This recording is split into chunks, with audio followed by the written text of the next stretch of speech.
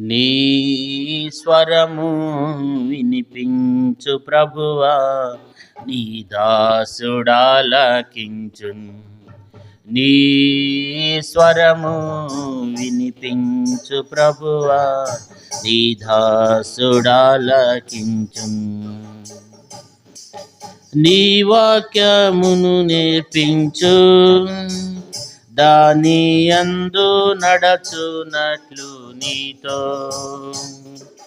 నీ వాక్యమును నేర్పించు, దాని యందు నడచునట్లు నీతో. నీ స్వరము వినిపించు ప్రభువా, నీ దాసుడాలకించున్. నీ స్వరము వినిపించు ప్రభువా, నీ దాసుడాలకించున్. ఉదయమునే లేచి నీ స్వరము వినుట నాకు ఎంతో మధురము. ఉదయమునే లేచి నీ స్వరము వినుట నాకు ఎంతో మధురము. దినమంతటి కొరకు నన్ను సిద్ధపరచు, రక్షించు ఆపదల నుండి. రక్షించు ఆపదల నుండి. నీ స్వరము వినిపించు ప్రభువా, నీ దాసుడాలకించున్. నీ స్వరము వినిపించు ప్రభువా, నీ దాసుడాలకించున్. నీ వాక్యము అగ్ని సుత్తి కొందు. నీ వాక్యము చదివి నీ స్వరము వినుసు, నేను సరిచేసి కొందు. నీ మార్గములలో నడచునట్లుగా నేర్పించుము ఎల్లప్పుడు. నేర్పించుము ఎల్లప్పుడు. నీ స్వరము వినిపించు ప్రభువా, నీ దాసుడాలకించున్. నీ స్వరము వినిపించు ప్రభువా, నీ దాసుడాలకించున్. భయభీతులలో తుఫానులలో నీ స్వరము వినిపించుము. భయభీతులలో తుఫానులలో నీ స్వరము వినిపించుము. అభయము నిమ్ము ఓ గొప్ప జీవ, ధైర్యపరచుము నన్ను. ధైర్యపరచుము నన్ను. నీ స్వరము వినిపించు ప్రభువా, నీ దాసుడాలకించున్. నీ స్వరము వినిపించు ప్రభువా, నీ దాసుడాలకించున్. నాతో మాట్లాడు స్పష్టముగా ప్రభువా, నీ స్వరము నా కొరకే. నాతో మాట్లాడు స్పష్టముగా ప్రభువా, నీ స్వరము నా కొరకే. నీతో మనుషులతో సరిచేసి కొందు, నీ దివ్య వాక్యము ద్వారా. నీ దివ్య వాక్యము ద్వారా. నీ స్వరము వినిపించు ప్రభువా, నీ దాసుడాలకించున్. నీ స్వరము వినిపించు ప్రభువా, నీ దాసుడాలకించున్. నీ వాక్యము అగ్ని సుత్తి వంటిది, అది రెండంచులు గల ఖడ్గం. నీ వాక్యము అగ్ని సుత్తి వంటిది, అది రెండంచులు గల ఖడ్గం. నీ వాక్యమేగా అద్భుతార్థం, నిజ స్వరూపమును చూపించున్, నిజ స్వరూపమును చూపించున్. నీ స్వరము వినిపించు ప్రభువా, నీ దాసుడాలకించున్. నీ స్వరము వినిపించు ప్రభువా, నీ లాకించున్. నేర్చుకున్నాను నా శ్రమల ద్వారా నీత్యమును ఎంతో, నేర్చుకున్నాను నా శ్రమల ద్వారా నీ వాక్యమును ఎంతో. నన్నుంచుము ప్రభువా నీ విశ్వాస్యతలు, ఈ యందు నిలచునట్లుగా, నీ యందు నిలచునట్లుగా. నీ స్వరము వినిపించు ప్రభువా, నీ దాసుడాలకించు. నీ స్వరము వినిపించు ప్రభువా, నీ దాసుడాలకించు. నా హృదయములోని చెడు తలంపులను ఛేదించు నీ వాక్యము. నా హృదయములోని చెడు తలంపులను ఛేదించు నీ వాక్యము. నీ రూపమునకు మార్చును నన్ను, నీదు మహిమ కొరకేగా, నీదు మహిమ కొరగా. నీ స్వరము వినిపించు ప్రభువా, నీ దాసుడాలకించు. నీ స్వరము వినిపించు ప్రభువా, నీ దాసుడాలకించు. నీ వాక్యమును నేర్పించు, దాని యందు నడచునట్లు నీతో. నీ వాక్యమును నేర్పించు, దాని యందు నడచునట్లు నీతో. నీ స్వరము వినిపించు ప్రభువా, నీ దాసుడాలకించు. నీ స్వరము వినిపించు ప్రభువా, నీ దాసుడాలకించు. మన మధ్యన మరి స్టీవెన్ బెదర్ ఉన్నాడు, కాసేపు వాక్యం చెప్తాడు. దాదాపు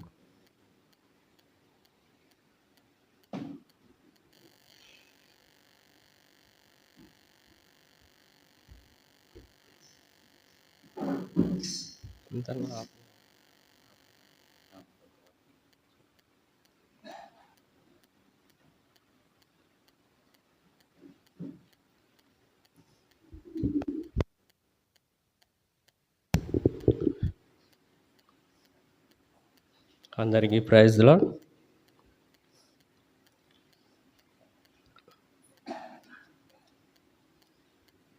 సంఘ ప్రార్థన కొరకై పరిశుద్ధ గ్రంథం బైబిల్ నుంచి ఎస్తేరు గ్రంథం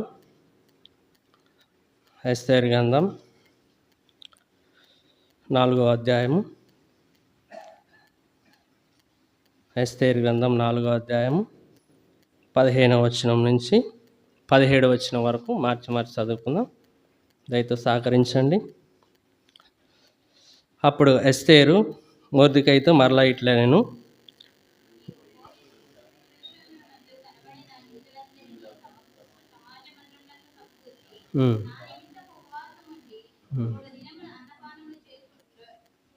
ఉండుడి.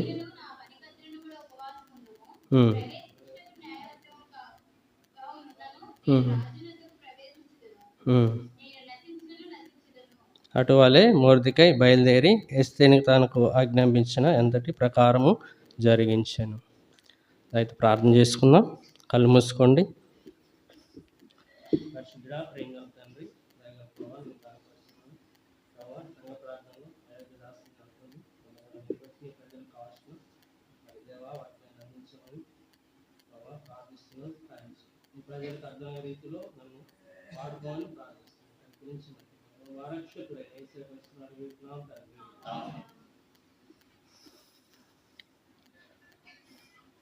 ఎస్తేరు గ్రంథం గురించి మీకు తెలిసిన భాగం ఏది? మరొకసారి దేవుడు అవకాశం ఇచ్చినందున కొన్ని మాటలు చూసుకొని మనం ప్రార్థనలోకి ప్రవేశిద్దాం. ఇక్కడ అహస్వరోసు దినముల్లో జరిగిన చర్యల వివరము. హిందూ దేశం మొదలుకొని కూషు దేశం వరకు 127 సంస్థానములను అహస్వరోసు వేలెను. ఇక్కడ మనం చూసినట్లయితే ఎస్తేరు అనే ఒక మరి యవన స్త్రీ మీకు అందరికీ తెలిసిందే. ఇక్కడ మరి ఎస్తేరు అనగా మరి అర్థం ఏంటండి చెప్పాలి? ఎస్తేరు అంటే ఏంటి అర్థం? సరే, ఎస్తేరుకి మరొక పేరేంటి? అదర్శ. ఎస్తేరు అంటే కాంతిగల నక్షత్రం. ఇది పర్షియన్ భాషలో పారశిక దేశపు వాళ్ళు, ఆ దేశస్తులు ఎక్కువ ఈ పేరు పెట్టుకునేవాళ్ళు. ఎవరంటే పారశిక దేశపు వారు. పర్షియన్ భాషలో ఎస్తేర్ అని అంటారు. అయితే బైబిల్లో రాయబడింది ఏంటంటే అదర్శ అని రాయబడింది. అదర్శ అంటే ఏంటి అర్థం? సువాసన గల చెట్టు, పరిమళించే చెట్టు. ఎందుకంటే ఆ పేరు వచ్చిందంటే ఎస్తేర్ జీవితం అంతా సువాసనగా ఉంది. ఇప్పుడు నక్షత్రం ఎలా కాంతిస్తుందండి? ఎస్తేర్ జీవితం కూడా కాంతివంతంగా ఉంది. అలా ఎందుకు అయిందంటే మనము చూసినట్లయితే పరిశుద్ధ గ్రంథంలో ఎస్తేరు ఒక యవనురాలు, తల్లిదండ్రులు లేని ఒక యవనురాలు. ఎస్తేర్ని ఎవరు పెంచుకున్నారు? మొర్దెకై పెంచుకున్నారు. అయితే ఎస్తేరు తల్లిదండ్రుల పేరేంటండి? మనం ఒక వాక్యం చదివేటప్పుడు, ఒక విషయాన్ని నేర్చుకునేటప్పుడు వాళ్ళ గురించి మనం క్లుప్తంగా తెలుసుకోవాలి. ఇప్పుడు పరిశుద్ధ గ్రంథంలో ఎస్తేరు గురించింది. ఎస్తేరు యొక్క పుట్టుక, తల్లిదండ్రులు, వాళ్ళు ఎవరు సాకారో ఆమె విధానం ఏంటి అని మనం తెలుసుకోవాలి. దాన్ని సబ్జెక్ట్ అంటారు. సబ్జెక్టు మనలో ఉండాలన్నమాట. మనం తెలియకుండా ఎస్తేరు అంటే ఉపయోగం లేదు.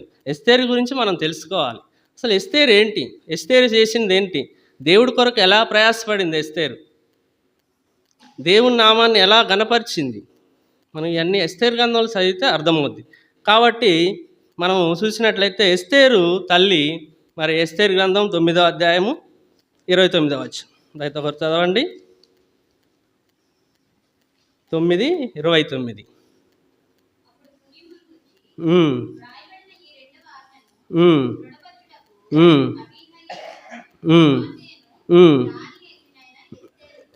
చాలండి. ఎవరండి? అబీయలు. ఆమె తల్లి ఎవరు? అబీయలు. ఇది గుర్తుపెట్టుకోవాలి. ఇక్కడ మరి అబీయలు చనిపోయిన తర్వాత మరి ఎస్తేర్ని ఎవరు పెంచుకున్నారు? మొర్దెకై పెంచుకున్నాడు. మొర్దెకై ఎలాంటి వాడంటే చాలా ప్రార్థన పరుడు, దేవునికి ఇష్టమైన వాడు, దేవుని కొరకు ప్రయాసపడేవాడు, దేవుని నామమును గణపరిచేవాడు. ఆ లక్షణాలు మొర్దెకైలో ఉండడం వల్ల ఎస్తేరు కూడా ఆ విధంగా మరి పెంచుతూ వచ్చాడు. యవన కాలం నుంచి ఎస్తేరును దేవునిలో పెంచుతూ వచ్చాడు. అయితే మరి మొర్దెకై మాట విన్నదా వినలేదా ఎస్తేరు మొర్దెకై మాట విన్నది కాబట్టే ఆ షూషోను కోటలో ఉన్నప్పుడు ఏమని చెప్పింది? నువ్వు వెళ్ళి మన ప్రజలందరికీ, మీరు నెక్స్ట్ చదివితే అర్థమవుద్ది, మన ప్రజలందరికీ ప్రార్థన చేయమని ఎస్తేరు ఆ కోటల నుంచి మొర్దెకైకి సమాచారం పంపుద్ది. ఈ సమాచారం ఎలా పంపిందంటే ఎస్తేరు దేవుల్లో పెరిగింది. ఎస్తేరు ఎలాంటి అమ్మాయి అంటే దేవుని జ్ఞానం పొందిన అమ్మాయి. ఒక బీదరాలు, ఒక తల్లిదండ్రులు లేని ఒక యవనురాలు. అయితే ఎస్తేరును దేవుడు ఏర్పరచుకుంటూ వచ్చాడు. ఇక్కడ మనము చదివినట్లయితే బబులోను దేశము మరి ఇశ్రాయేల్ మీద దాడి చేశారు. ఎక్కడ? యెరూషలేం మీద. ఈ బబులోను సంస్థానములో ఉన్న రాజులందరూ మరి యెరూషలేంకి వెళ్ళి దండెత్తి అక్కడ మరి ఆ మందిరాన్ని కూలగొట్టి ఆ మందిరం యొక్క ఖజానాలో ఉన్న బంగారమును, మందిరంలో ఉన్న నమూనా మొత్తం అక్కడ ఏమేమి ఉన్నాయో మొత్తం ఈ బబులోను రాజు మరి బబులోను దేశానికి తీసుకొచ్చాడు. తీసుకొస్తూ అక్కడ కొందరిని దాసులుగా తెచ్చాడు. ఆ దాసులు ఎవరంటే ఈ మొర్దెకై, చాలామంది ఉన్నారనమాట. అయితే తర్వాత ఏం జరిగిందంటే అక్కడ బబులోను దేశాలకి పార్షికులు వెళ్ళారు. మీరు వినాలి, వాక్యం వినాలి. బబులోను దేశానికి ఎవరు వెళ్ళారు? పార్షికులు వెళ్ళారు. ఆ పార్షికులు ఎవరంటే వీళ్ళే, ఈ అహస్వరోస్ అనే రాజు, ఆ దేశస్థుడు ఇతను. వీళ్ళు ఎక్కడికి వెళ్ళాడు? యెరూషలేంకి వెళ్ళలేదు. బబులోను వాళ్ళు యెరూషలేము వారిని బబులోను రాజ్యానికి చెరబట్టుకొని తీసుకొస్తే వీళ్ళు ఏం చేశారంటే ఈ పార్షికులు బబులోను రాజ్యం మీద దండెత్తారు. దండెత్తి అక్కడ ఉన్న మరి యూదుల్ని, అక్కడ వాళ్ళ మీద జయం ఉంది, ఆ యూదుల్ని ఇక్కడికి తీసుకొచ్చారు. ఎక్కడ? పార్షిక దేశానికి తీసుకొచ్చారు. అయితే మనం ఇక్కడ గమనించినట్లయితే హిందూ దేశం మొదలుకొని కూషు దేశం వరకు ఈ అహస్వరోస్ అనే రాజు పరిపాలిస్తూ వచ్చాడు.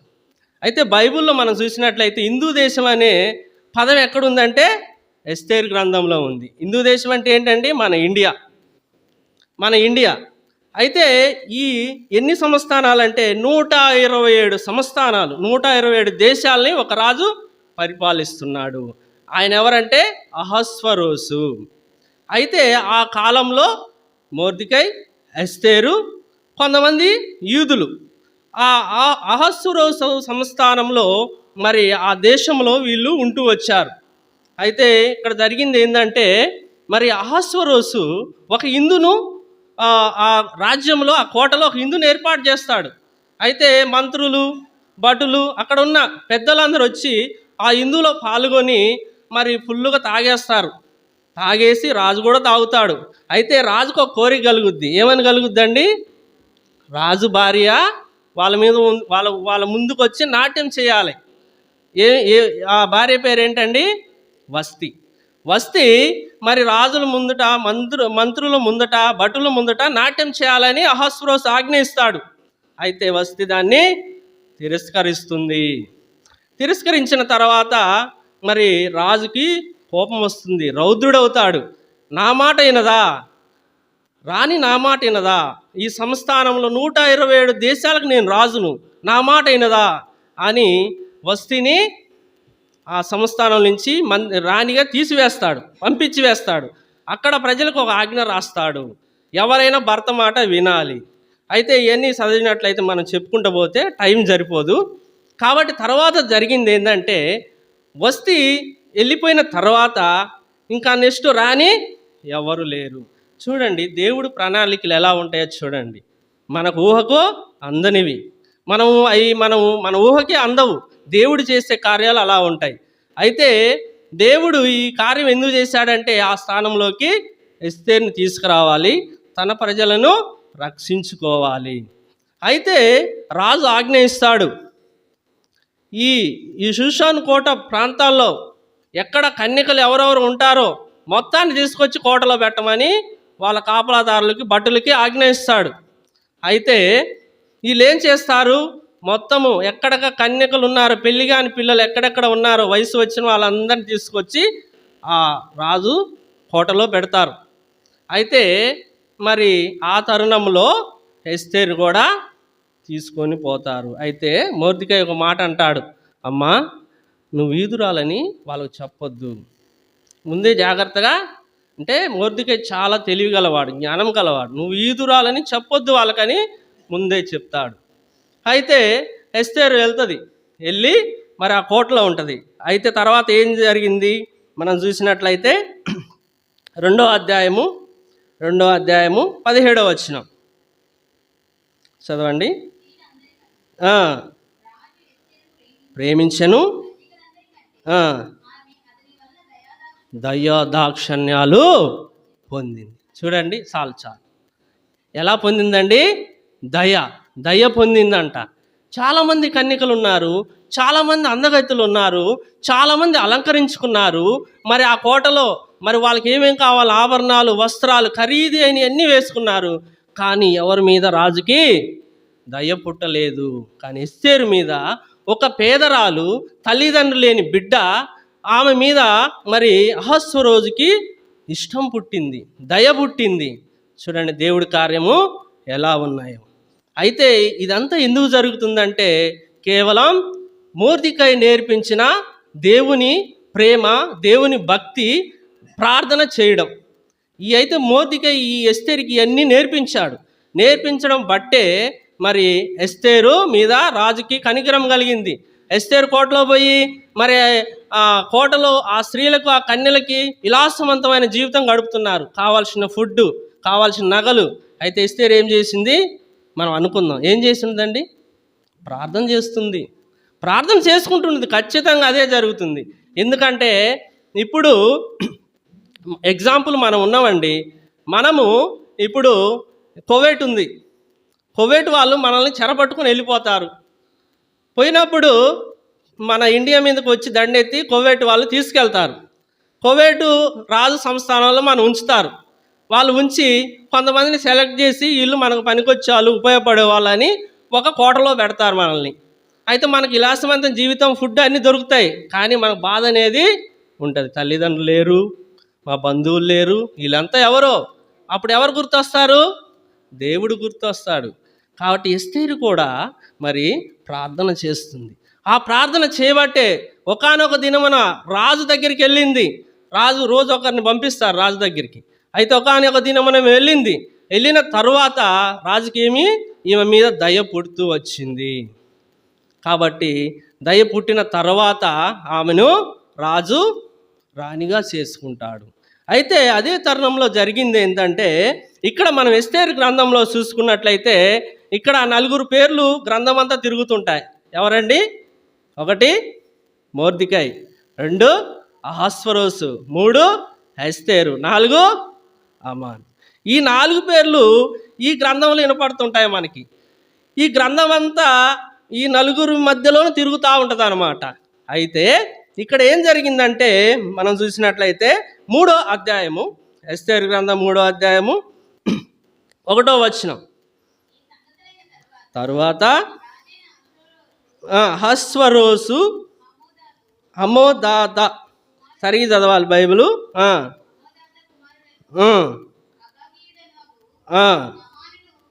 గణపరిచి వానెచ్చించి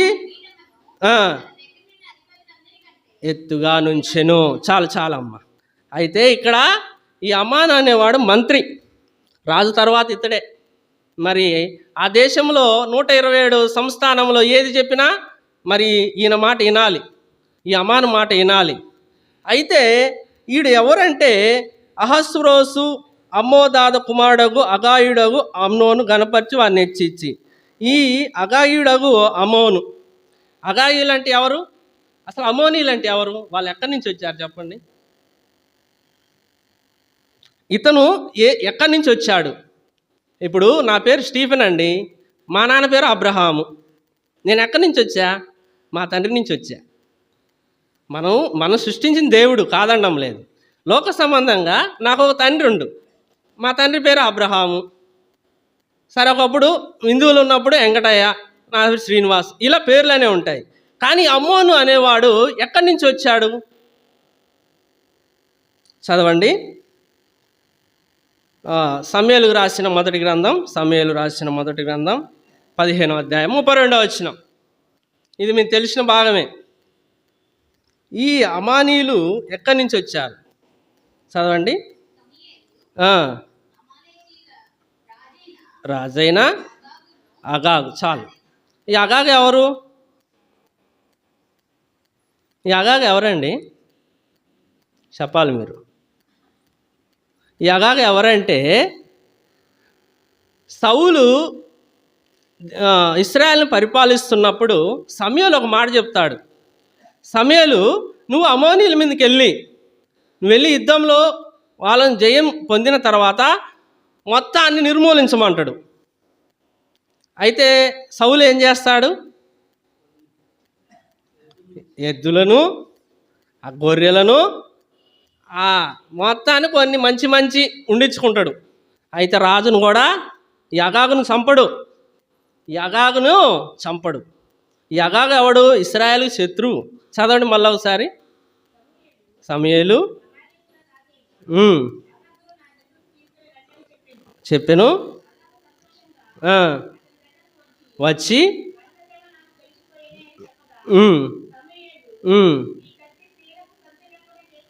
ఏం చేసిండండి? సంతు లేకుండా ఎంతో దుర్మార్గుడు చూడండి ఇతను. ఆ దుర్మార్గంలో వచ్చిన వాడే ఈ అమ్నాను. ఆ దుర్మార్గం నుంచి వంశావళిలో వచ్చిన వాడే ఎవరండి? ఈ అమాను. చూడండి ఎంతమైన నీచమైన బుద్ధి ఇక్కడ కూడా చూపిస్తున్నాడు. అయితే అక్కడ సౌలు మరి సమూయేలు మాట వినలేదు, దేవుడి మాట వినలేదు. ప్రవక్త దేవుని సేవకుడు చెప్తే అది దేవుడు చెప్పినట్టే. మీరు ఇది ఒకటి గుర్తుపెట్టుకోవాలి. దేవుడి సేవకుడు ఏదైనా చెప్తే ఖచ్చితంగా దేవుడు చెప్పినట్టే, ఖచ్చితంగా వినాలి. మనం వినకుంటే సౌలుకు ఎలా పట్టిందో ఆ నెక్స్ట్ మనకు కూడా అదే పరిస్థితి పడుతుంది. కాబట్టి సౌలు ఏం చేశాడు? సమూయేలు మాట వినలేదు. మంచి మంచి మంచి బలమైన ఎడ్లను, గొర్రెలను, నెక్స్ట్ మరి అక్కడున్న అన్నీ అక్కడ పెట్టుకున్నాడు ఆహారం కొరకు. తర్వాత రాజును ఇతను కూడా చంపలేదు.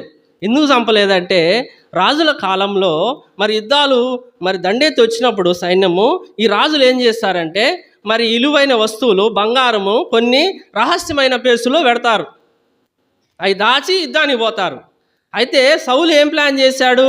ఇతను చంపితే మనకు అక్కడ ఖజానా ఎక్కడ ఉన్నదో మనకు తెలియదు, కాబట్టి ఇతను చంపకూడదు అంటే సమూయేలు మాట సౌలు వినలా.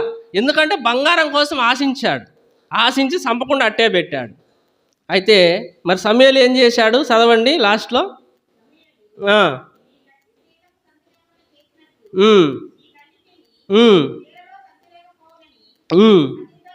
చెప్పి తుత్తినీలుగా నరికాడా లేడా? సమూయేలు ఎలాంటి ప్రవక్త అండి?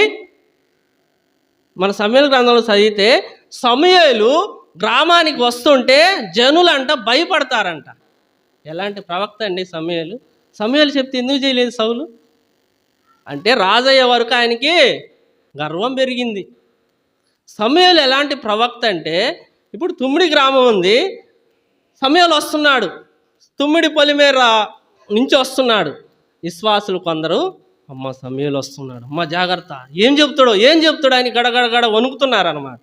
అట్లనే అప్పుడు ఆ కాలంలో సమూయేలు ఒక ఊర్లోకి వస్తే గడగడగడ వణికేవారు. అలాంటి గొప్ప ప్రవక్త చెప్పిన మాట సౌలు వినలేదు. ఎందుకంటే డబ్బు కోసం, ఆస్తి కోసం, ఐశ్వర్యం కోసము ఆయన ఆరాట పడ్డాడు. అయితే చివరికి ఏమైందో మీకు అందరికీ తెలుసు. చివరికి ఏమైంది? రాజ్యం పోయింది, కొడుకులు ప్రాణాలు పోయాయి, అతను ప్రాణం పోయింది. తీసి ఎవరి చేతిలో పెట్టాడు రాజ్యాన్ని? దావీదు చేతిలో పెట్టాడు. సరే, అవన్నీ చెప్పుకోకపోతే మనకు సమయం లేదు. ఎందుకంటే ఈ అమాను గురించి చెప్తున్నా నేను. ఇతను ఎక్కడి నుంచి వచ్చాడో దాని గురించి చెప్తున్నా. అయితే ఆ రోజు ఆ దుష్టుడు ఏం చేశాడు? అక్కడ మరి ఇశ్రాయేలు మీద పోయి గర్భిణీ స్త్రీలను కత్తితో పొడిచి చంపేవాడంట. అలాంటి నీచుడు, ఆ నీచుడు వంశావళిలోనే ఈ అమాను వచ్చినాడు. కాబట్టి ఇతడు ఏం చేస్తున్నాడండి? ఇక్కడ చదివితే మనము 5వ వచనం, ఎస్తేరు గ్రంథం 3:5. వంగకయు నమస్కరింపయు ఆమాను చూసినప్పుడు బహు కోపించి. ఎక్కడ వారు స్టార్ట్ అయింది? ఈడు రాజవీధిలో పోతున్నాడు. అయితే జనులందరూ దండం పెడుతున్నారు వంగి. కానీ నిజమైన క్రైస్తవుడు ఎవరు? విగ్రహాలకు నమస్కరించాడు. వాడు నమస్కరించిండంటే వాడు నిజమైన క్రైస్తవుడే కాదు. నేను చెప్తున్నాను.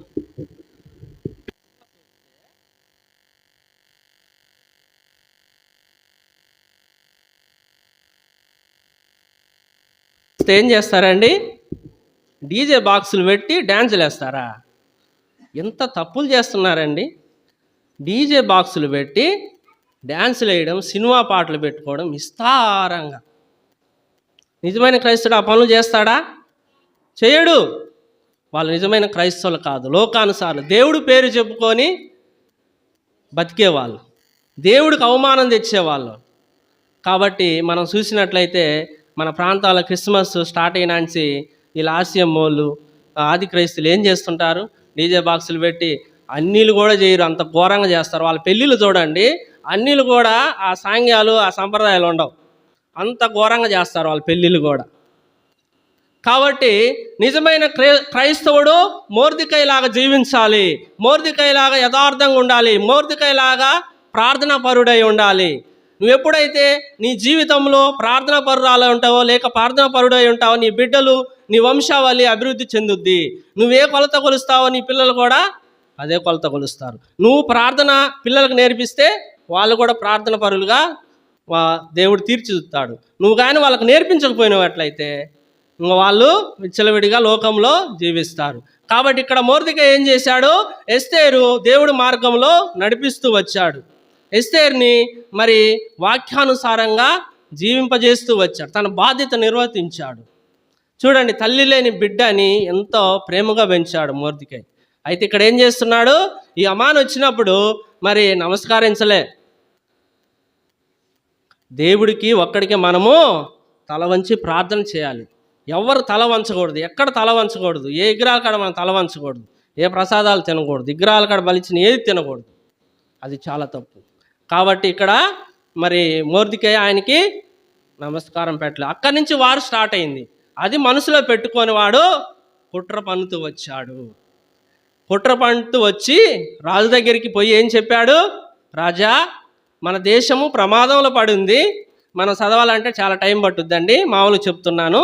రాజు అహస్వేరోషు దగ్గరికి వెళ్ళి, రాజా మన దేశం ప్రమాదంలో పడింది, కొందరు యూదులు మన దేశంలో ఆక్రమించారు, మంచి పదవులు ఆక్రమించారు, వారి వల్ల మనకు చాలా ఇబ్బందులు, మన దేశానికి వాళ్ళు మన పైన పెత్తనం చెలాయిస్తారు, మనకు చాలా ప్రాబ్లమ్స్ ఎదురవుతాయని ఈ అమాన్ అనేవాడు అహస్వేరోషు దగ్గరికి పోయి చెప్పాడు. రాజా వీళ్ళు చాలా ప్రమాదమైన వ్యక్తులు, వీళ్ళతో మనము జాగ్రత్తగా ఉండాలి, ఏదో ఒకటి రాజాజ్ఞ మనము ప్రవేశపెట్టాలి. అప్పుడు రాజుకి ఏం తెలియదు, ఈ ఎస్తేరు యూదురాలని కూడా తెలియదు, పాపం ఆమె తెలియదు, ఈమె కూడా ఎవరికి చెప్పలేదు. కాబట్టి మరి మంత్రి మాట రాజు వినాలి. కాబట్టి ఈ అమాను చెప్పిన మాట రాజు వింటూ వచ్చాడు. మరి ఏం చేద్దాం, నువ్వే చెయ్యి అన్నప్పుడు ఈ యూదులను మరి మనము చంపివేయాలి, మన దేశంలో లేకుండా సంహరించాలని ఒక రోజు మరి అడారు దినమున దాన్ని ప్రవేశపెట్టి రాజు మరి ఆయన ఆజ్ఞయిస్తాడు. రాజు జీవో జారీ చేస్తే దాన్ని రద్దు చేయడానికి ఎవరి వల్ల కాదు. రాజు ముద్ర ఉంటుంది, ఆ ముద్రతో తాకీదులు రాసి 127 దేశాలకి ఆ తాకీదులు పంపుతారు. పంపిన తర్వాత మరి ఆ దేశాల్లో సాటింపేస్తాడు. యూదులు ఎక్కడెక్కడ ఉన్నారో మొత్తము చంపేయండి. పాపము మరి ఆ విషయము మొర్దెకై తెలిసింది. మొర్దెకై తెలిసి ఎంతో దుఃఖంతో ఏడుపుతో ధూళి పోసుకొని గోని పట్ట కట్టుకొని ఎక్కడ ఏడుస్తున్నాడండి, రాజు కోట గుమ్మం దగ్గర పడి ఏడుస్తున్నాడు. మీరు చదవండి ఇంటికి పోయిన తర్వాత. రాజు గుమ్మం దగ్గర పడి ప్రలాపిస్తున్నాడు.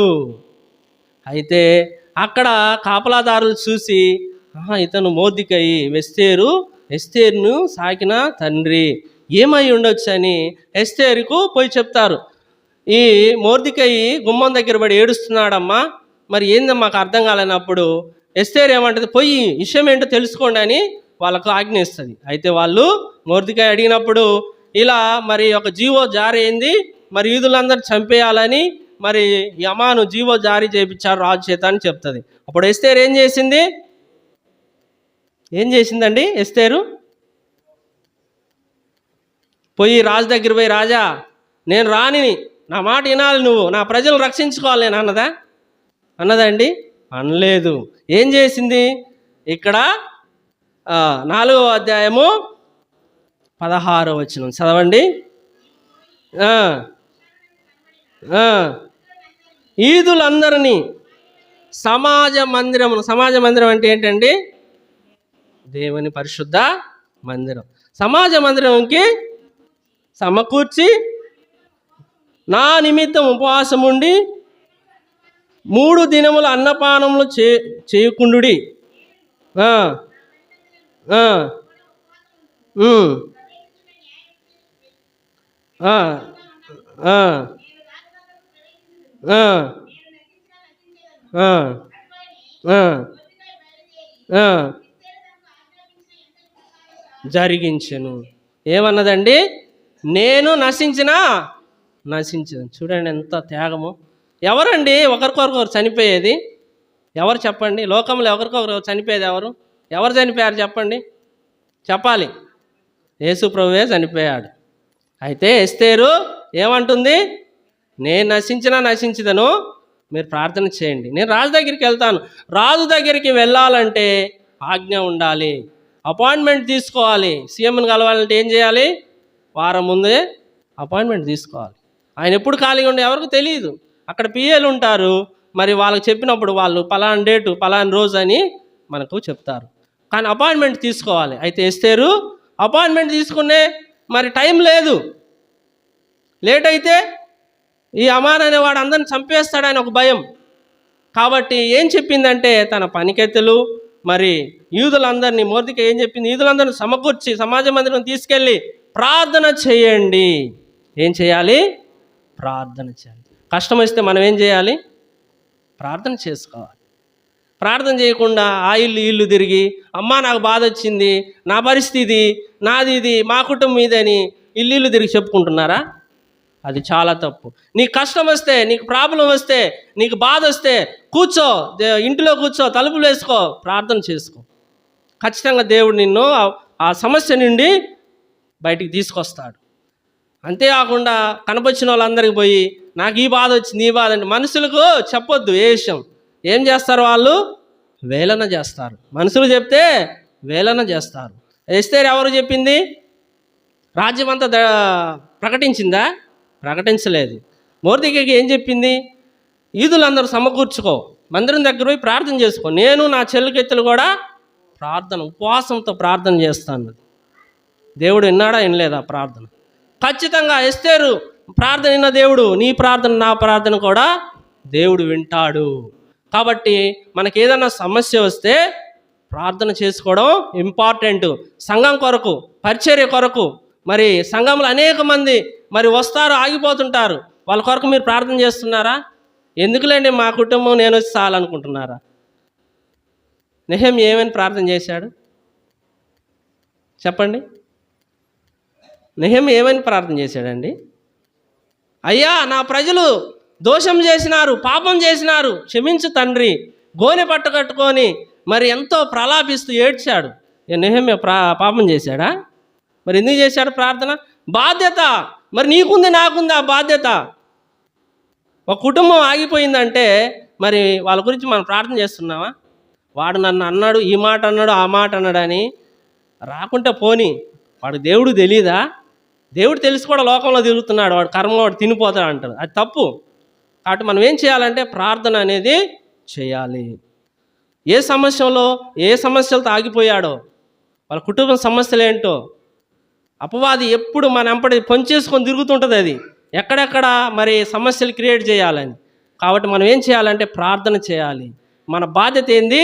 ప్రార్థన చేయాలి. అయితే అక్కడ ఎస్తేర్ ఏం చేసిందని తన ప్రజల్ని ఇడిపించుకోవడానికి ఏం చేసింది? ప్రార్థన చేసింది. తన బంధువులు, తన తోటివారు మొర్దెకై వాళ్ళ తోటివారు, మరి ఎస్తేర్ దగ్గర ఉన్న పని మనుషులు మొత్తం కలిసి ప్రార్థన చేసి ఎక్కడికి వెళ్ళింది?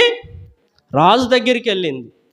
రాజు దగ్గరికి వెళ్ళిన తర్వాత మరి రాజు ఏమన్నాడు చదవండి. 5వ అధ్యాయము 1వ వచనం.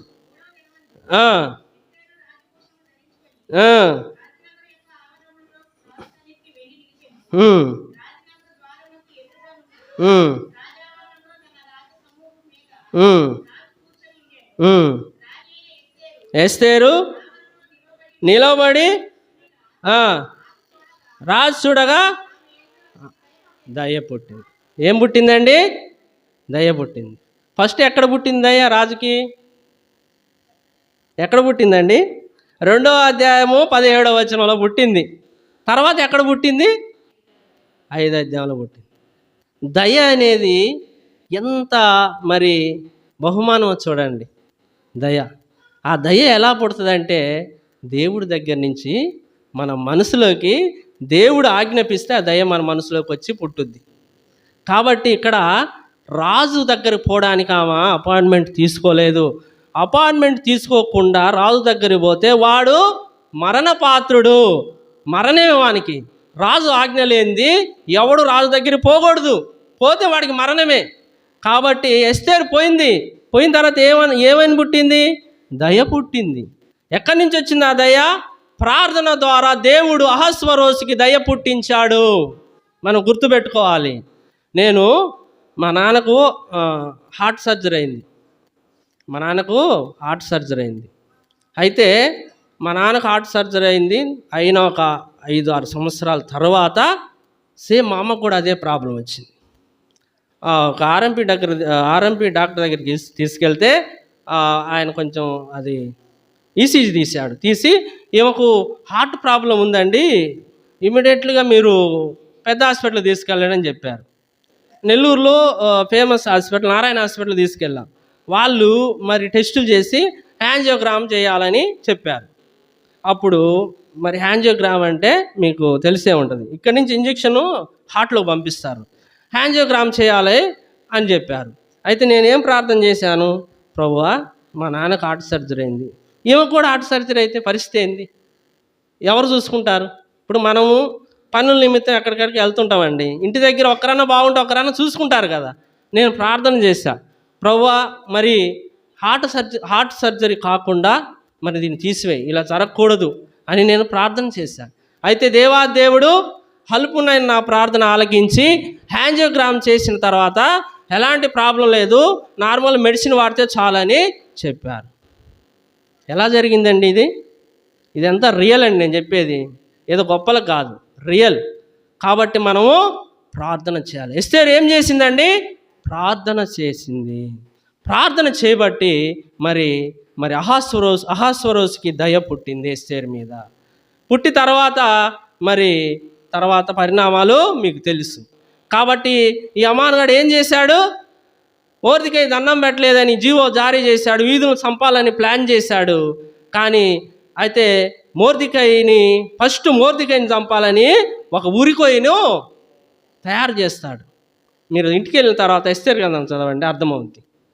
అయితే తర్వాత ఈ మరి అహస్వరోసుకి ఎస్తేరు మీద దయ పుట్టిన తర్వాత మరి ఎస్తేరు ఒక ఇందు ఏర్పాటు చేస్తుంది.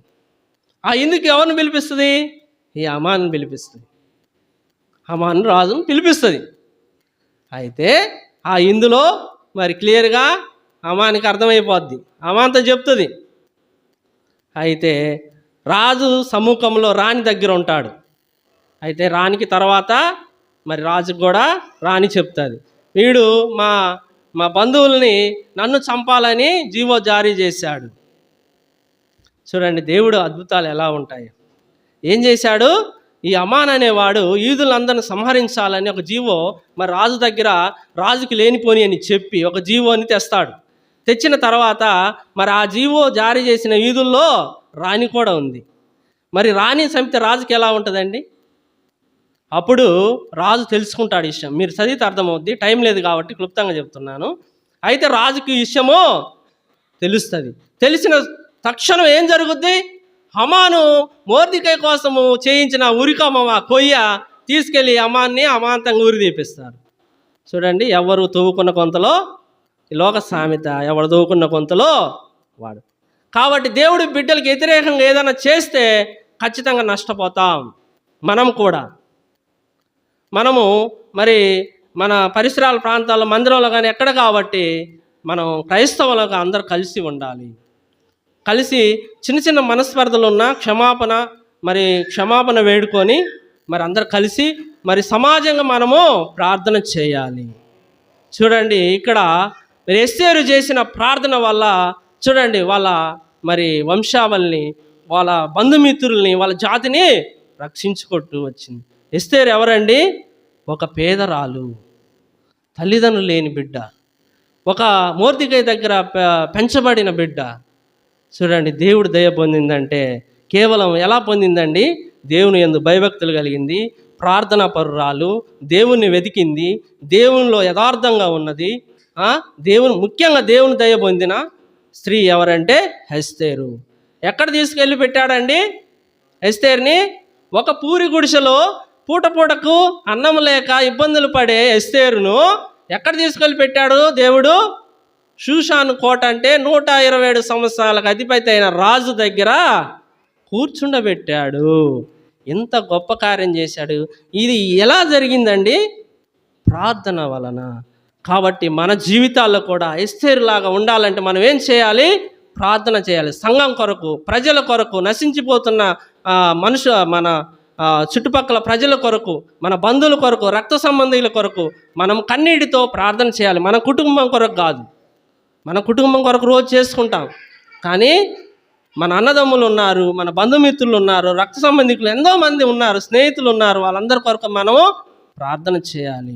సంఘం కొరకు ప్రార్థన చేయాలి, సేవకుడి కొరకు ప్రార్థన చేయాలి, పిల్లల కొరకు ప్రార్థన చేయాలి. ఇవన్నీ మనము నేర్చుకోవాలి. మన పితరులు మరి నెహెమ్యా కానీ, హెజ్రా కానీ, దావీదు కానీ, మోసే కానీ, అబ్రహాం కానీ, యాకోబు కానీ, ముఖ్యంగా ఎవరు? యాకోబు కుమారుడు, ముద్దుల కుమారుడు ఎవరండి? యేసేపు. యేసేపు ఎలాంటి ప్రార్థన పరుడు తెలుసా? చెరసాలలో ప్రార్థన చేశాడు. పోతీఫరు భార్య నింద వేసినప్పుడు చెరసాలలో వేయిస్తారు. అయితే ఏం చేశాడండి యేసేపు? కన్నీటితో ప్రార్థన చేశాడు. ఆ దేవుడు ఆ ప్రార్థన వినబట్టే యేసేపుని ఎక్కడ కూర్చోబెట్టాడు? రాజు దగ్గర, రాజు పీఠం దగ్గర కూర్చోబెట్టాడు. ఎస్తేర్ని కూడా అదే పరిస్థితి. మన పితరులు మరి ప్రార్థన ద్వారా ఇవన్నీ సాధించారు. పలుకుబడి, డబ్బు వల్ల ఇది సాధించలేదు. కేవలం ప్రార్థన వల్లనే ఇవన్నీ సాధిస్తూ వచ్చారు. కాబట్టి మరి అన్నదమ్ముల వల్ల ఎంతో శ్రమ పొందాడు.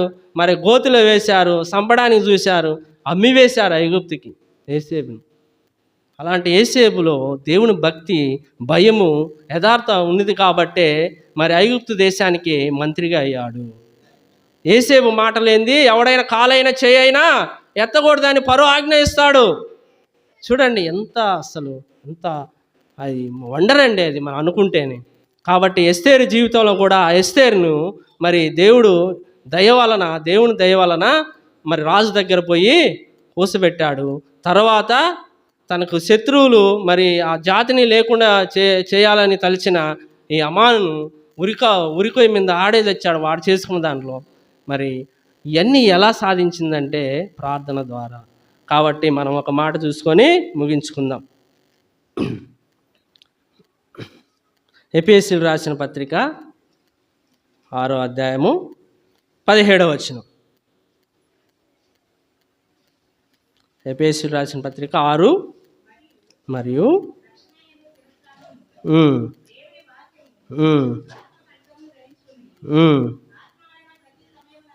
సమయమందును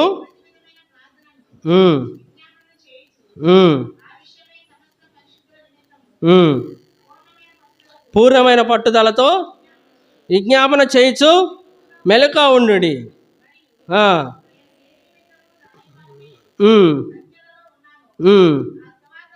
చాలా ఏమని ఇక్కడ దేవుడు చెప్తున్నాడండి? పూర్ణమైన పట్టుదలతో విజ్ఞాపన చేసి మెలకుగా ఉండి మనము ప్రార్థన చేయాలి. సంఘం కొరకు ప్రార్థన చేయాలి. ముఖ్యంగా ఆగిపోయిన వారి కొరకు ప్రార్థన చేయాలి. పరిచర్య ముందుకు సాగడానికి ప్రార్థన చేయాలి. కాబట్టి మనము మరి ఎస్తేరు గ్రంథంలో అనేక విషయాలు మరి ఈరోజు మరి మనం తెలుసుకున్నాం. కాబట్టి వాక్యానుసారంగా మరి మనం ప్రార్థన చేయాలి. ముఖ్యంగా మరి మందిరం వస్తా ఆగిపోయిన వాళ్ళ కొరకు, మరి మన స్నేహితులు, బంధువులు చాలామంది ఉంటారు, వాళ్ళందరి కొరకు మనము ప్రార్థన చేసేవారంగా ఉండాలి. అదేవిధంగా ఎస్తేరు దేవుని యందు దయ పొంది మంచి బహుమానం పొందింది. ఆ విధంగా మనం కూడా మరి స్త్రీలు ముఖ్యంగా ఎస్తేరు లాంటి జీవితము పొందాలని, మరి ఎస్తేరు లాగా జీవించాలని మనం కూడా ఒక తీర్మానం చేసుకోవాలి ఈ దినమున. కాబట్టి మరి ఆ విధంగా మనము ముందుకు సాగాలి. తర్వాత మొర్దెకై ఏమైనా అండి ఆ అమాను స్థానంలో మంత్రిగా మొర్దెకైను నియమిస్తూ వచ్చాడు. కాబట్టి మనం ప్రార్థన చేసిన కొన్ని సమయంలో మన ప్రార్థనకి దేవుడు జవాబుడు. అయినను పర్వాలేదు, ప్రార్థన చేస్తుండండి. ఏదో ఒక రోజు దేవుడు నీకు ఏది కావాలో అది ఆయన చిత్తాను ప్రకారం ఇస్తాడు. కాబట్టి మనం ప్రార్థన చేయగానే అది వచ్చి పడదు.